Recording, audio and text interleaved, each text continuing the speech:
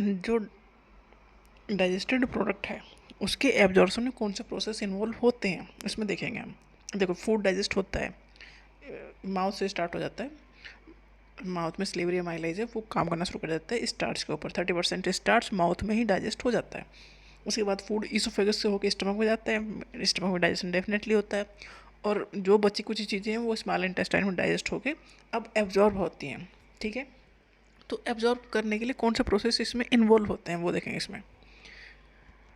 Absorption is the process by which the end product of digestion pass through the intestinal mucosa into the blood or lymph। देखो, intestine के through जो digested जो product हैं वो absorb किए जा रहे हैं, तो कहाँ से होकर गुजरेंगे? इंटेस्टाइनल म्यूकोसा से होकर गुजरेंगे। अब कौन से प्रोसेस से होकर गुजरेंगे? By simple diffusion, facilitated transport and osmotic gradient. ये प्रोसेस के नाम हैं जिनके थ्रू फूड डाइजेस्ट होगा। सिंपल डिफ्यूजन है स्मॉल अमाउंट ऑफ मोनोसैकेराइड जैसे कि ग्लूकोज है, अमीनो एसिड और सम इलेक्ट्रोलाइट्स लाइक क्लोराइड आयन और generally absorb by simple diffusion. मतलब जहाँ अमाउंट ज़्यादा है वहाँ से कम के साइड अगर कोई भी चीज़ जा रही है तो सिंपल डिफ्यूजन के थ्रू जा रही है, और इसके थ्रू जाते हैं ग्लूकोज, अमीनो एसिड्स और कुछ इलेक्ट्रोलाइट्स। ये ऐसे ही अपने आप इंटेस्टाइनल म्यूकोसा को पास कर जाते हैं, ब्लड में पहुँच जाते हैं, क्योंकि जहाँ पर जाते हैं वहाँ से ये कम की तरफ चले जाते हैं। The passage of these substances into the blood depend upon the concentration gradient। Definitely concentration जहाँ पर ज़्यादा है वहाँ से कम की तरफ जाना ही डिफ्यूजन है। सम सब्सटेंस जैसे कि ग्लूकोज है, अमीनो एसिड है, are absorb with the help of carrier protein. मतलब इन्हें लेके जाया जाता है। This mechanism is called facilitated transport. मतलब इन्हें लेके जाना पड़ता है, ग्लूकोज है, अमीनो एसिड है, इन्हें एब्जॉर्ब कराना पड़ता है with the help of carrier protein. इसे कहते हैं फैसिलिटेटेड ट्रांसपोर्ट। और transport of water depend on the osmotic gradient. Water भी ट्रांसपोर्ट किया जाता है, उस प्रोसेस का नाम है osmotic gradient. Active transport occurs against the concentration gradient. देखो, एक्टिव ट्रांसपोर्ट की ज़रूरत कहाँ पड़ती है? जहाँ पर चीज़ कम है वहाँ से लेके जाना है। देखो, इंटेस्टाइन में फूड डाइजेस्ट हो चुका, अब उसे एब्जॉर्प्शन करना है। एब्जॉर्प्शन करना है मतलब वहाँ से तो सारी चीज़ें निकालनी है ना, और ब्लड में तो ऑलरेडी वो चीज़ें हैं ही हैं, तो जहाँ से निकाल रहे हैं वहाँ तो हमें ख़त्म ही कर देना निकालते निकालते, तो एक पॉइंट तो कम हो ही जाएगा। तो एक्टिव ट्रांसपोर्ट की रिक्वायरमेंट है, क्योंकि वहाँ पर वहाँ से सब कुछ निकाल लेना है और वहाँ पर लेके जाना है जहाँ पर एक्चुअल में ज़्यादा है ही। तो active transport occurs against the concentration gradient. मतलब कंसंट्रेशन ग्रेडियंट कहाँ जहाँ कम है वहाँ से लेके जा रहे हैं जहाँ ज़्यादा है, तो अगेंस्ट द कंसंट्रेशन ग्रेडियंट ये हो गया।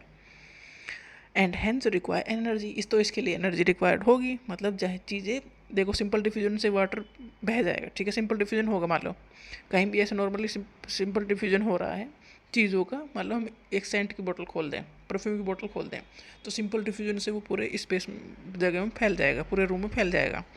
तो ऐसी ही चीज़ें, अब यहाँ फूड का डाइजेशन एब्जॉर्प्शन हो रहा है, तो जहाँ पर कम है वहाँ से ज़्यादा की तरफ लेके जाना है, तो उसके लिए एनर्जी चाहिए, क्योंकि वहाँ से पकड़ के ले जाना पड़ेगा।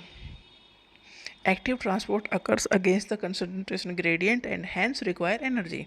तो अगर हम कंसंट्रेशन ग्रेडियंट के अगेंस्ट काम करना है तो एनर्जी चाहिए। मतलब जहाँ पर चीज़ें कम है वहाँ से उठानी है, और जहाँ पर चीज़ें ज़्यादा है वहाँ पर डालनी है, तो एनर्जी इसमें रिक्वायर्ड होगी। वेरियस न्यूट्रिएंट जैसे कि अमीनो एसिड है, मोनोसैकेराइड जैसे कि ग्लूकोज है, इलेक्ट्रोलाइट लाइक सोडियम और absorb into the blood by the active transport. ये सब एक्टिव ट्रांसपोर्ट के थ्रू जाते हैं। मतलब ये इन्हें एनर्जी चाहिए, जब ये ब्लड में पहुँचेंगे, अपने आप नहीं जाएंगे ये। Fatty acid and glycerol being insoluble can not be absorb into the blood. ये फैटी एसिड है, ग्लिसरॉल, ये ब्लड में ऐसे ही नहीं चले जाएंगे।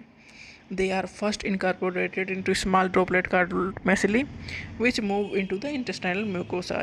इन्हें मिसली के फॉर्म में कन्वर्ट करके इंटेस्टाइनल म्यूकोसा से पास किया जाता है। आराम से। फैट से एनर्जी मिलती है, ऐसा नहीं फैट ख़राब चीज़ है, फैट से एनर्जी मिलती है।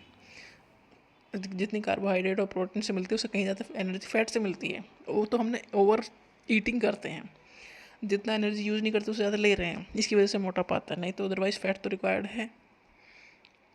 Absorption in different part of digestive system, जैसे कि माउथ है, माउथ में certain drugs coming in contact with the mucosa of mouth, lower side of tongue are absorb into the blood stream, blood capillaries lining them. देखो, कुछ दवाइयाँ ऐसी हैं जो ब्लड में अगर जीभ के नीचे रखो तो वहीं से एब्जॉर्ब हो जाएंगी। स्टमक, एब्जॉर्प्शन स्टमक से भी किसका एब्जॉर्प्शन होता है? मेनली एब्जॉर्प्शन स्मॉल इंटेस्टाइन में होता है, कहीं कहीं थोड़ा थोड़ा इधर उधर हो जाता है, बट मेन स्मॉल इंटेस्टाइन में ही एब्जॉर्प्शन होता है।